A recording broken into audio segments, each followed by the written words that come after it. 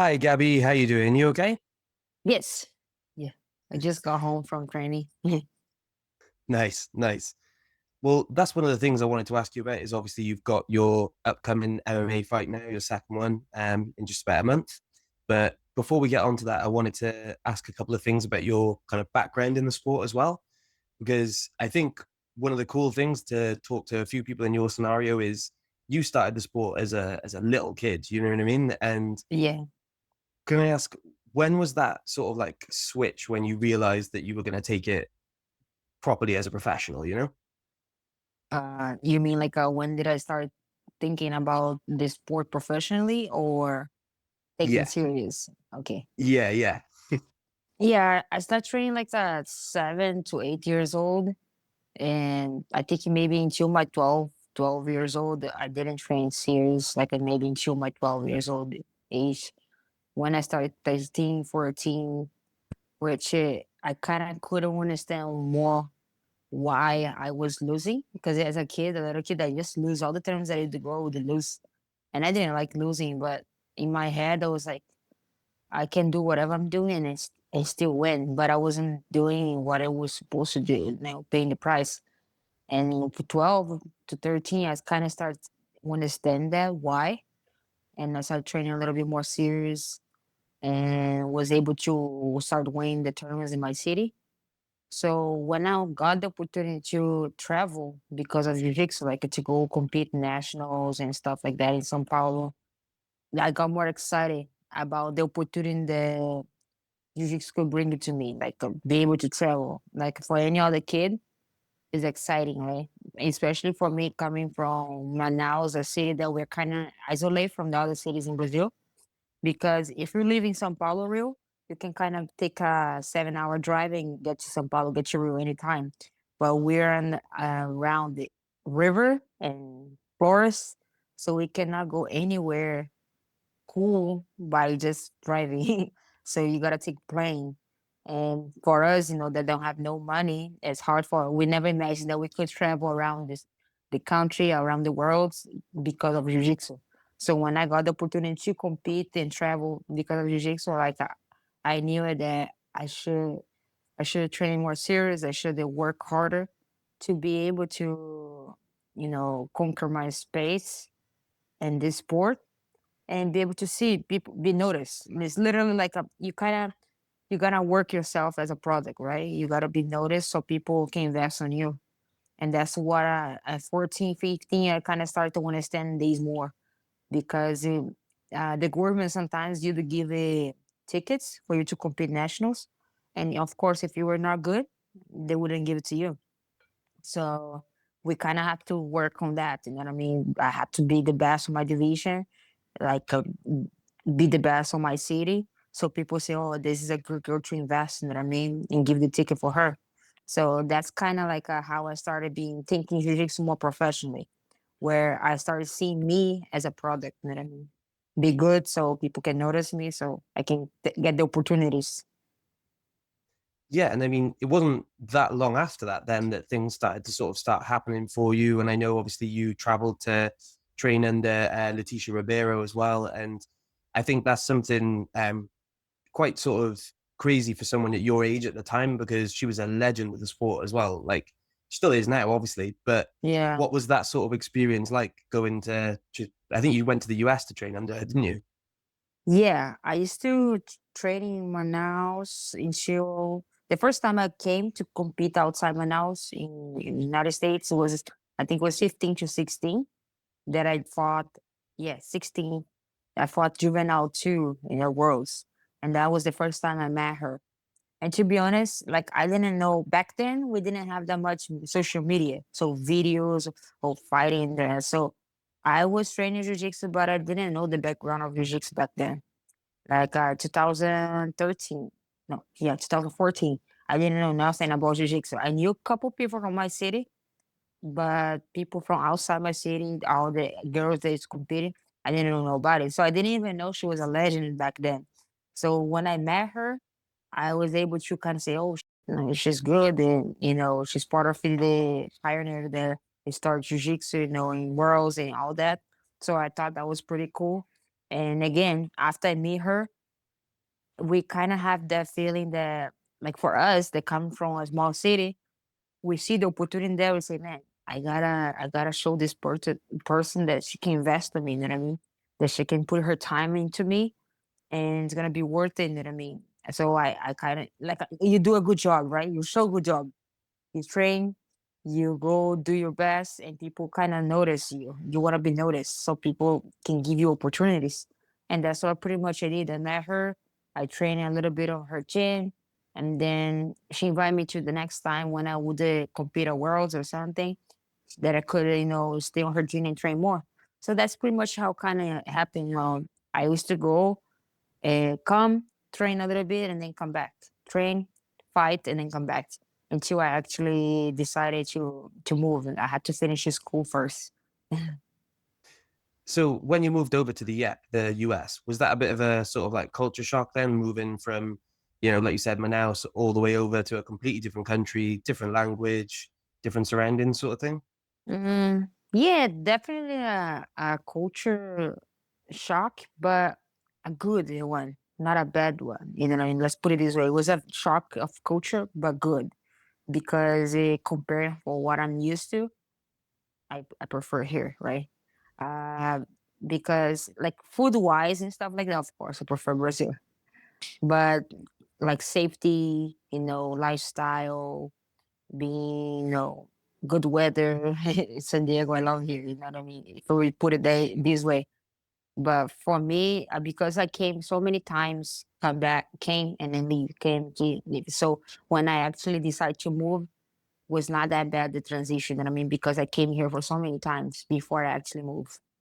The only thing that I think was shock was the adjusting, being away from the family, the adjusting on uh, the adult life. What I say for me, I think the hardest adjusting was because I never had adult life in Brazil. I was just 18 when I moved here. So I pretty much had to become an adult in the USA. And of course, being adult in Brazil and be adult in the USA, I think there's kind of different, you know what I mean, on the lifestyle. Which kind of being in the USA made my life a little easier, being adult here, because you have a lot of opportunities. You just gotta take the opportunity and make it happen. And over there, I probably be struggling more, you know what I mean, like on what to do because that's what I saw in other places with my sister, with all the friends that used to train jiu-jitsu. You get to a point over there that you finish your high school and then you gotta decide you wanna do college or you wanna stick to jiu-jitsu. And over there, if you don't do college and you choose to stick in jiu-jitsu back then in Brazil, was really hard for you to choose leave off jiu-jitsu, you know what I mean, if you didn't do college. So I was in a situation that yeah, either leave my city and go invest on the jiu-jitsu career, or I stay in my city and then I put jiu-jitsu aside and focus in school, you know what I mean? Luckily for nowadays, people have the option that I can choose to stay in Manaus or I can choose to stay in my city, whatever city you are, and live off jiu-jitsu. Brazil, I think right now, nowadays are better on that. But back then we didn't have that much option. So we had to kind of get out of the shell to grow more. Yeah, I mean, you're definitely right that the sort of like number of opportunities in the sport and the amount of money you can make is massive now compared to what it was 10 years ago, even. And that's one thing I wanted to mention as well is obviously you, like you said, when came over to the US, started training over there and ended up being promoted to black belt as well and started competing at worlds at that level. But you had sort of crazy success through your color belt years. And then obviously your first few years at black belt, you won obviously pans a couple of times as well. But I know you were sort of like hitting the podium at worlds over and over until you managed to win it eventually. Was that a Yeah. difficult transition into the sort of like black belt level where everyone is at the top of their game sort of thing? Yeah, I was even talking about that like earlier this year because I have my friends that I'm getting ready for Worlds. I was getting ready for Worlds this year too. And I told them, especially for the new belts, the color belts that are coming up right now, going to into black belt, they kind of asked like, "Oh, how do you deal with that?" I'm like, you know what? When I was color belt and I was winning everything, you kind of put up expectations on yourself that you think in your head that you're gonna get your worlds and you're gonna win right away in first year, which it happens sometimes with a couple people. You know what I mean? There's people from my time. that they got the black belt and they went right away on their first year. And there's people that like me or other people that they got their black belt and they trained to try and they hit the, they hit the corner, they didn't get it.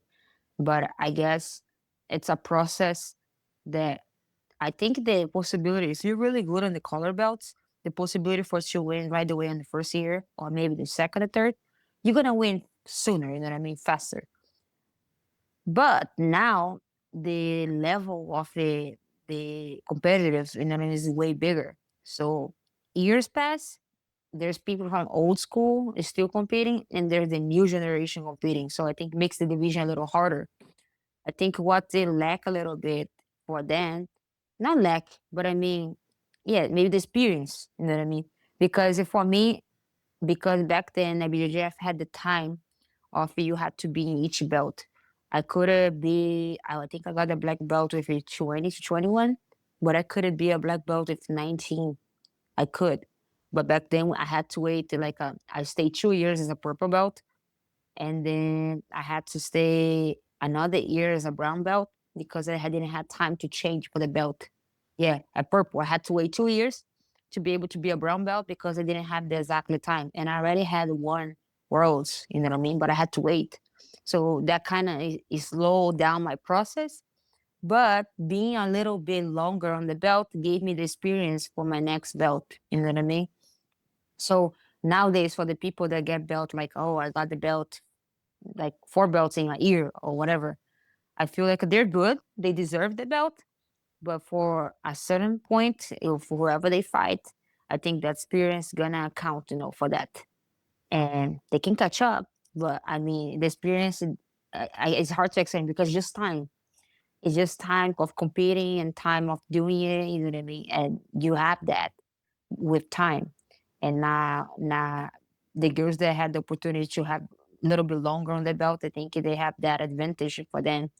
So for me, I used to have the expectation that I would be win worlds right away in the first year, and I didn't get it, and that gave it just me a little bit disappointed, but a shock of reality, and say, yeah, man, the black belt's harder. And in my head, because I was thinking it was so harder, I even made a promise. I remember I told my husband, I said, man, if I win worlds, when I win worlds, I'm gonna have my first baby. And then in my head, I was thinking, oh, maybe in 5 years I'm gonna win. So I would be around 26, right? It would take me 5, 6 years to win. And then took me 3 years. I was like 20, 22, I think, 21, 22. And then when I won, I was like, man, gonna have to break a promise. I'm not ready. Said I'm not ready. So I broke that promise because I won worlds sooner than I expect. And again, I think I could even won. I think that just show how I didn't even trust on me that I could do it. You know what I mean? Because I did a promise that 5 years, 6 years, but I actually had the potential to win even sooner. You know what I mean? But I think again, it, people put in so much expectation, but I think you gotta take your time, take your process. You know what I mean? Everybody has a different, you know what I mean, time, and don't compare yourself to others. Because when I didn't win where I was on the first time, on the first year, and I saw people who might same belt, same level, we all can kind of get promoted at the same time, So you kind of end up comparing yourself, and you look at them winning, you're like, man, I have the potential to win. To why they won it, I didn't win. You know what I mean, I think the moment you stop caring about that, not comparing yourself, and do your own path, adventure is gonna come for you. You know what I mean, and you're gonna be more enjoyable. Take a while sometimes, but the moment is the right moment. You just gotta be waiting and wait. Yeah. No, that's good. And I mean, you are right about taking your own path and going on to what I mentioned earlier about you sort of pursuing MMA now. That's another example of you sort of doing things on your own time schedule. Because if you don't mind me saying, compared to a lot of people in MMA, you've actually switched over quite late in your career. Yeah. Not that late, obviously, but you have, these days professional fighters at 21, 22 kind of thing, don't you? Yeah. Was MMA always like on your radar, or was it something you've only thought about recently? Yeah. When I was 16, I think 17, I kind of trained a little bit in Brazil. But in my head, I was so good in jiu-jitsu back then as juvenile. And when I started training MMA, I didn't have no like a big titles with me. So in my mind, I thought if I started pursuing MMA right now with no titles at all, I'm just gonna be like another girl in MMA career, which you start kind of from the bottom. You know what I mean? Don't get me wrong. Me being a black belt, I also from the bottom, but I think with the credentials you have, it give you a little bump on the line. You know what I mean? On your career because you have a background experience in something, you have your credentials, your word titles, whatever titles, and people gonna respect you more. So I thought strategic wise, I wanted to be good in one thing, get the credentials that I wanted, which was like a win worlds or whatever, and then pursue for MMA. So I don't say I migrate late. I think it was the right time. You know what I mean? Because I'm not even on my apps yet, and I'm not even 30. I'm just 26, 27. I'm gonna be 28 this year. So I mean, I have it I kind of put a time frame on my career. Like I have 2 years to make it happen. So maybe in 2 years I'm in UFC, I don't know, and then fight a little bit more UFC, and then maybe get my gym. Do my thing. I kind of try to organize my life, but I don't see it too late. And I also, what I mean by late, if I was just an MMA fighter with no background in nothing, and I start pursuing MMA with 287, I think that would be really late. But I have 27 years old. I started MMA like maybe two series 2 years ago, but I have a good background of jiu-jitsu, wrestling. So I don't see myself late on that. You know what I mean? I think the transition from jiu-jitsu to MMA is way easier than somebody from strike trying to learn in jiu-jitsu. I think for us in jiu-jitsu, we can kind of adapt a little bit easier. It's different. You're trying to teach a box jiu-jitsu, then you get a jiu-jitsu trying to teach them boxing. You know what I mean? So I feel like I'm in the good time. You know what I mean? So is that your kind of, you said about having your like time frame, your plan? Is that your plan then to get into the UFC sort of before you hit 30 now? Yeah, of course.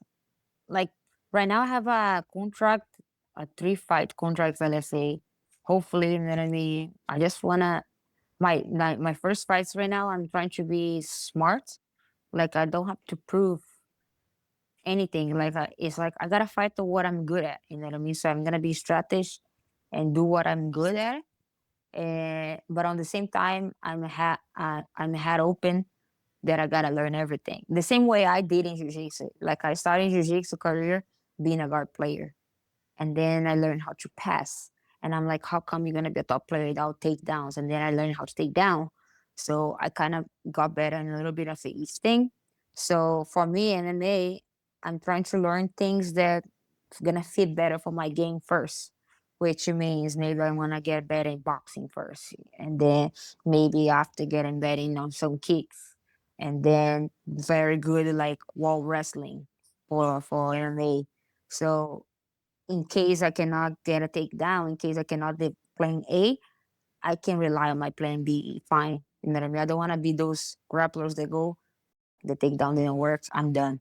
I don't want to be that one. You know what I mean? And that's good that I think it's good that I think that way because I'm ready for anything that happens. You know what I mean? That can happen. I'm not going to be surprised by when something happen like that. So for me, I'm work on that to be well rounded and hopefully and after I get those fights, like when I say by fighting smart, if I fight smart, it's fight to win. You know what I mean? Not fight to give a show. You're gonna fight to win, get my fights, get my ranking going up on my fights, my numbers, so people can see it. And like I said, I think the credentials help us to get into UFC faster, maybe. Because like I said, if I was just a regular girl MMA, even if I have 5, 6 fights, doesn't give that much attention from people, you know what I mean, to want you there. But like I said, I have a good background in jiu-jitsu, world champion, and if I keep a win streak, maybe I can get to UFC faster, you know what I mean, or get opportunities for a contender, or maybe get a short notice call to get in faster. I don't know. I feel like at 115, the division runs fast and they might need more girls, you know what I mean? But they don't want to just put it in nobody. They're gonna put it somebody they're gonna give, get attention from people. And I think my style of jiu-jitsu for MMA fits like the thing that they want, you know what I mean? Aggressive, fighting forward, grounded, heavy grounding pounds, you know what I mean? Go for the takedown. And I also like I don't mind to be standing and scrap on the punches either, you know what I mean? I'm training boxing with like people that they incentivize that, you know what I mean? They motivate that, they support me on that. Like, you know what? Gabi, you're good in jiu-jitsu, but I think you have potential to knock people out. And I'm training for that. I'm pretty much like whatever you tell me, I'm gonna do it. So I think I'm on the right path and I have the right people around me. And I always tell people, be honest with me. If I'm sucking at it, look at me, tell me on my face, yeah, you're sucking on this. You need to get better on that. And I'm gonna make it better. So I think I'm doing good for now. Yeah, well, your debut was obviously at the beginning of the year and you did amazing. Do you know what I mean? It's pretty much flawless, really. So obviously it was quite a quick finish. You were in and out of there pretty quickly. Is that Yeah. something that you're sort of looking to do as well? Sort of like get each fight done early so that you're, minimal damage and you can have another one then a couple of months later kind of thing? Yeah, even if I expect, oh, I want to finish fast so I can get a fast fight right away, it's been hard to find a fight. You know what I mean? Like people, like I said, even for me, sometimes right now I'm kind of accepting whatever they bring it to me because it's hard for people to say yes. Like I don't have no fight experience, right? I just had one pro fight. I didn't have no amateur fight because nobody amateur wanted to fight me. So I'm on a situation that I cannot say no for when they bring in a girl, you know what I mean? But on the same time, we're trying to be smart, you know what I mean? Don't get somebody that have maybe 10 pro fights and mean nothing. That's not realistic to me. So example, my next opponent right now, she's I think 3 5 pro, but she has like maybe 6 or 10 and mature fights. So she has a lot of experience. But at the end, and she's more like a kickboxing. But I told my coach said that we're not gonna find the less than that. You know what I mean? All the girls are gonna come is gonna something similar to that. And I cannot be picky about it. I just gotta, you know what? Let's go. Just like the girl that my first fight, when they brought her to me, I saw she was 5'6". She had I think 4 amateur fights was also her pro debut, but she had more experience than me still. 5'6". She was like a 126 on her weight. The next day she was 142. She was freaking tall, taller than me, and she didn't make weight, right? And then all that crap. And then my manager said, "Man, I'm sorry the girl didn't make weight. She's so big." And then my coach was nervous about me because he was more nervous for me than I was nervous, I think, because he looked at her on the next day like 142, above the measure of the recover weight, right? And tall, more experience. So he was nervous. Like, I mean, I don't know how God gonna react to that. You know what I mean? And I told him, like, you know what? She's big, but she's not too. So let's go for it. I said, the max, I know already what could happen. I either gonna get knocked out, or I'm gonna knock her out, or I'm gonna submit her. So I know what the worst could happen. So I'm gonna try to make it the good happen. So I feel like I think that mindset for me helps me. You know what I mean? Even though I didn't have the experience, I already like I wasn't scared to be there. You know what I mean? I could be nervous. Of course I don't think there's a person that doesn't get nervous. Everybody was nervous, but I think I was able to control that good to take advantage for myself. And again, that comes from the credentials from jiu-jitsu, the experience from jiu-jitsu. So I told the people, even the organization, one of the guys there said, "Man, you're gonna go straight pro without like no fights?" I'm like, yeah. I said, "Oh, but you fight a long time jiu-jitsu." He's like, "Oh, but MMA is not like jiu-jitsu. You have punches." I said, "Yeah, even better. Because now I can get to beat people and not go to jail." Like in jiu-jitsu, we cannot do that. So like it's more exciting. And again, I'm very feet on the ground. I know the same way I can beat them, they can beat me. So I know what I'm signing up for. So I'm aware of it. You know what I mean? Like that it's not a problem in that case. I think that being feet on the ground helps me, you know what I mean, go to the fights the way I am going. And again, I'm not worried like, oh, she has this, she has more experience. Okay, I'm gonna try to use the experience I have in my favor. study, train what I gotta do, listen to my coach, do my homework, and go there. You know what I mean? And fight until the last second. Well, you mentioned something important there as well that I think a lot of people may not realize, which is that for a lot of fighters in your situation, especially women as well, where the divisions are a little bit smaller, number of people, it is difficult to get a fight if you're a really experienced competitor in one sport, and then in MMA your records are 0-0 or 1-0 or something, because really the type of people at your sort of MMA record, they've got nowhere Yeah. near the amount of combat sports experience, you know? Yeah, usually the girls that have a lot of experience, they either kickboxers or boxers or Muay Thai fighters. So when they see it, oh, you're gonna fight say a world champion black belt. Oh no. Especially if they're not good in jiu-jitsu, they're gonna say no for the fight for sure. Like this girl, I think she's a kickboxer, but she has a little bit of jiu-jitsu, right? So I said yes, because she thinks she can handle, you know what I mean? She can defend the downs, she can defend submission, and she's probably gonna be trained for that for sure. Like that's how I would do it. If I was to try a striking fighting against a world champion jiu-jitsu, a black belt jiu-jitsu, I would be sharp in my defense takedowns, sharp in my submission defenses, getting up, don't let they get near me. That's gonna be my strategy, right? And the same way she knows you gotta do that, I know what I gotta do too. So it's like a 50-50, you know what I mean? Different than if I fight somebody very similar to me, it's gonna be, I think, a harder fight. You know what I mean? If I get somebody that doesn't have that much striking and very good at jiu-jitsu as me, I think that's a harder fight than get somebody very good in something different that I do. You know what I mean? So that like it's hard because the girls they are very good in either striking or Muay Thai. When they go to those fights, they probably have imagine if you get a Muay Thai fighter, they have a lot of experience of fight experience. Sometimes they do like 15 Muay Thai fights. They don't have no MMA fights, but they have 15 Muay Thai fights. They already have fighting experience. So that's a advantage for them too. So when we pick a fighter, when we pick an opponent, we gotta see something that makes sense for us, you know what I mean? Especially if you're just starting it. Like and I tell people, I said, man, I can be a world champion, but doesn't mean I'm good in strike, right? Maybe you know what I mean? I've been training for a while, but I tell people like sometimes people don't want to accept it just because they're not good in the ground. So they don't care if I'm not good in strike. They just like don't want me to go to the ground because they know that's their weakness, right?